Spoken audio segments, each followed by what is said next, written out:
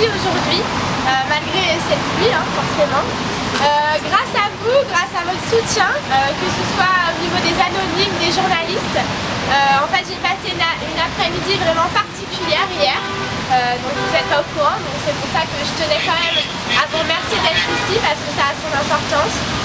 Grâce à votre action, en fait, hier j'ai été reçue en toute urgence par l'Elysée. Le président de la République hier a demandé à ce que je sois reçue en urgence par sa directrice de cabinet, Madame Lubac.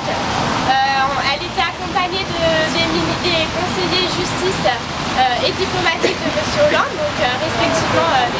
Valex et M. Bonne. Donc en fait ils nous ont réitéré vraiment la réelle volonté maintenant politique de l'État à agir maintenant, et donc vraiment là ça a pris une tournure vraiment politique. Donc c'est vraiment différent de ce qui s'est passé jusqu'à maintenant. Là vraiment l'État s'y mêle, mais de façon politique. On n'est plus au niveau de la justice ni au niveau de la diplomatie, on est bel et bien au niveau du combat d'un État qui se bat pour ses concitoyens français.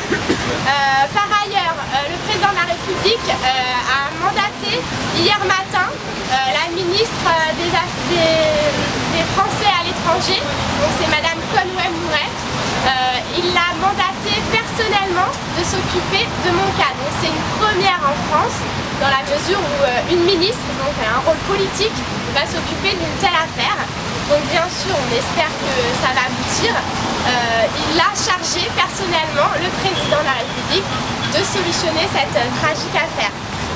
Donc on a été reçus personnellement également en présence de mon avocate, Maître Annie Koskas, mon indéfaillible soutien.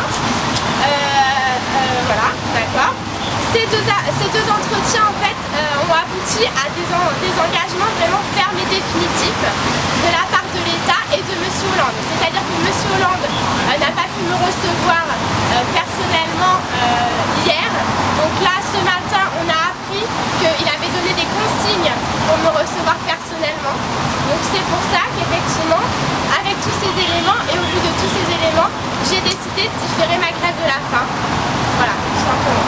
D'ici 15 jours, en fait, on m'a promis des résultats des premières investigations et des premiers recours qui ont été formulés en France et en Tunisie. Donc en fait, le but étant bien entendu d'appliquer les décisions françaises et de faire revenir les enfants. Le but ultime, bien entendu, est celui-là.